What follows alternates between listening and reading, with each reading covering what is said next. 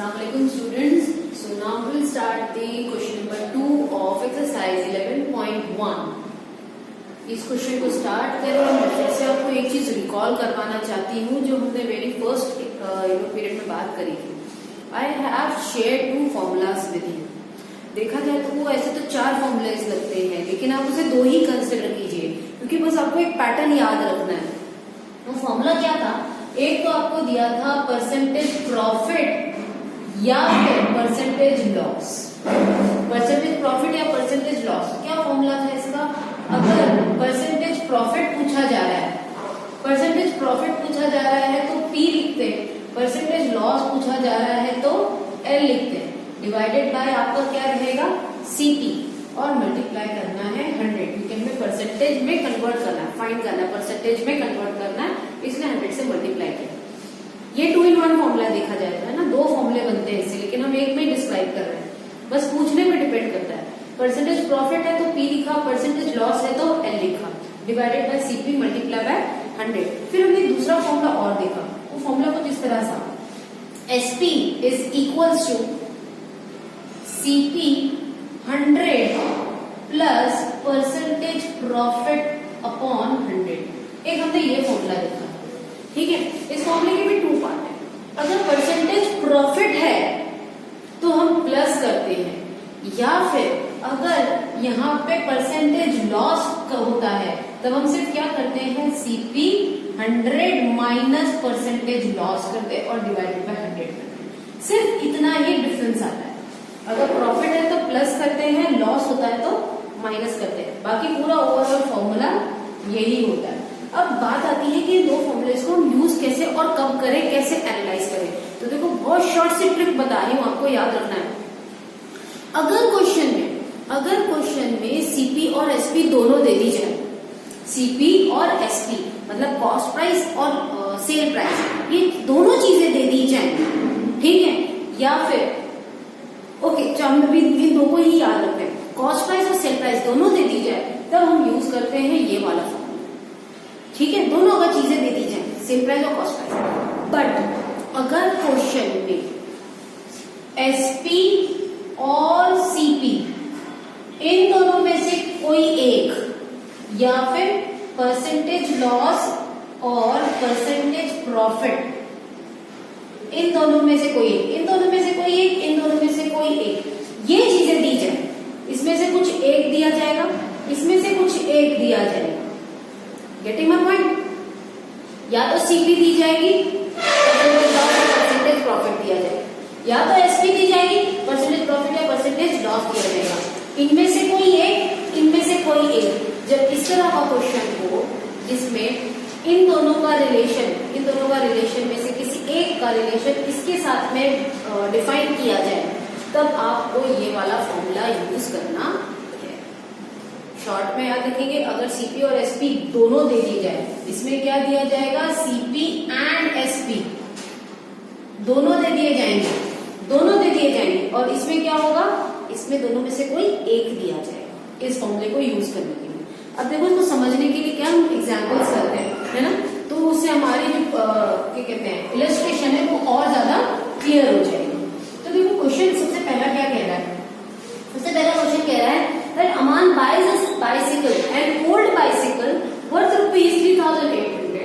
If he sells the bicycle for rupees 4,400, determine the profit or the loss percentage.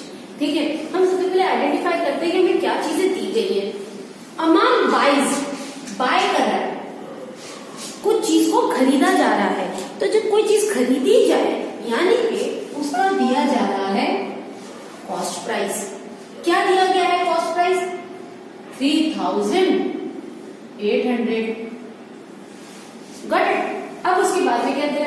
If he sales कहा जा रहा है यानी कि SP दिया जा रहा है, सेल प्राइस दिया जा रहा है. The bicycle for rupees 4,400. That means उस बाइसिकल की SP दी जा रही है और वो है 4,400. अब क्या पूछा गया है? डिटरमाइन द प्रॉफिट और लॉस परसेंटेज. अब यहाँ पे प्रॉफिट हुआ है या लॉस हुआ है पहले तो वो आइडेंटिफाई करना है, और फिर उसके बाद में उसका परसेंटेज भी बताना है कि कितने परसेंटेज लॉस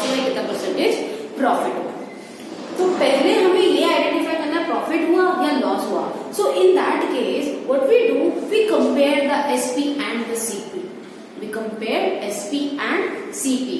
तो देखो कंपेयर करते हैं एसपी और सीपी को, कौन बड़ा है यहाँ पर, एसपी बड़ा है ना। तो हम लिखेंगे since SP is greater than CP, SP CP से बड़ा है, therefore it's a profit.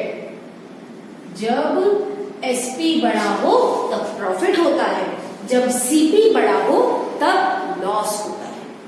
Got it. अब इस प्रॉफिट को हम कैसे निकालेंगे, पहले हमें प्रॉफिट निकालना पड़ेगा ना। तो प्रॉफिट निकालने के लिए क्या करेंगे, profit is equals to SP minus CP. हमेशा बड़े में से ही छोटे को सब्ट्रैक्ट करना होता है, क्योंकि एसपी ही बड़ा है, इसलिए हमने एसपी पहले लिखा। एसपी कितना है 4400 माइनस सीपी है 3800। दोनों को जब आप सब्ट्रैक्ट करोगे तो आपको मिलेगा 600। यानी कि जो प्रॉफिट आपको हुआ, आई मीन अमाउंट को, वो कितना हुआ 600 रुपीज का प्रॉफिट हुआ। हमने ये तो डिटरमाइन कर लिया कि प्रॉफिट हुआ है, पर हमें क्या डिटरमाइन करना है, उसका परसेंटेज। तो हम निकालेंगे परसेंटेज प्रॉफिट। सो हम लिखेंगे percentage profit is equals to profit upon CP multiply by 100।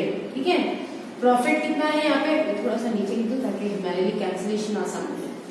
Profit आपको हुआ है 600 रुपीज का, हमने भी जस्ट डिफाइन किया। सीपी आपका है 3800 और मल्टीप्लाई किया हमने 100। ठीक है, तो देखो 2 जीरो से तो ये 2 जीरो कैंसिल हो जाए। ठीक है, अब यहाँ देखो 600 डिवाइडेड बाय 38 है। अगर आपको 38 की टेबल आप कर सकते हो, गुड एंड इनफ। आप डायरेक्टली अगर इस तरह से 38 की टेबल से डिवाइड कर सकते हो, I will say it's wonderful. अगर आप इसे थोड़ी छोटी टेबल करना चाहते हो तो पहले 2 से डिवाइड कर लो। ये क्या हो जाएगा 2 1 जा 2, यहाँ हो जाएगा 19, 2 9 जा 18। ठीक है, फिर यहाँ पे 2 3 जा 6, 2 जीरो इसके साथ में लग गए।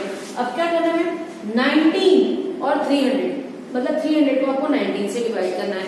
सो at least you should remember the table of 90। So let's take the table of 19। 19 1 जा 90, 19 की टेबल में 30 नहीं है, उससे कम आएगा आपका खुद 19, क्योंकि 19 दूसरा हो जाता है 38। तो हम लेंगे 19 1 जा 19। ओके, 30 में से 19 आपने यूज कर लिया तो पीछे बचेंगे 11, तो ये बन जाएगा 110। अब जब ये 110 बन गया तो 19 की टेबल में 110 नहीं आता, उससे छोटा 95 आता है। कितने time, 5 times. So we will take 5। Okay, अब देखो 110 में से 95 हमने ले लिए, तो कितने बचेंगे पीछे, पीछे बच जाएंगे 15 बचे। अब क्योंकि 19 की टेबल में 15 तो नहीं आएगा, तो इसीलिए हमने लगाया यहाँ पे पॉइंट और यहाँ लगाते हैं 1 जीरो एक्स्ट्रा। क्या बन गया ये 150। सुना, 19 की टेबल में 150 नहीं आता, क्योंकि 19 की टेबल में 8 टाइम 152 आ जाता है ना। तो हम क्या करेंगे, 19 को हम ले लेंगे 7 टाइम। सो 19 7 सा जो हो जाएगा वो आपका हो जाएगा 133। सब्ट्रैक्ट करके देख लो, ये हो जाएगा आपका 7 और ये हो जाएगा आपका 1। क्या बन गया 17। इसमें आप 1 जीरो और लगा सकते हो, क्योंकि हमने ऑलरेडी डेसिमल लगा रखा है। अब बन गया ये 170। तो 19 की टेबल में 9 टाइम जो होता है वो हो जाता है 171। तो आप इसे 8 टाइम लोगे, 8 टाइम आपका हो जाएगा 152। आगे आपको करने की वैसे जरूरत नहीं है, क्योंकि 2 डेसिमल्स में जैसे आंसर आ जाता है उसको वहीं पे ही लीव कर देंगे। तो आपका आंसर आ गया है यहाँ पे 15.78%। ये है आपका प्रॉफिट परसेंटेज, यही आपको फाइंड आउट करना है। कुछ अगर आपको प्रॉब्लम हो इस क्वेश्चन में आप पूछ सकते हैं। दिक्कत आपको सिर्फ इस कैलकुलेशन में ही आ सकती है, तो आपको अपने कैलकुलेशंस की स्पीड और कैलकुलेशंस के मेथड्स को थोड़ा और इम्प्रूव करना होगा। अदरवाइज आपको बस इसी का रिलेशन आइडेंटिफाई करना है कि किन दो के बीच का रिलेशन दिया गया, and then we can able to solve out the questions.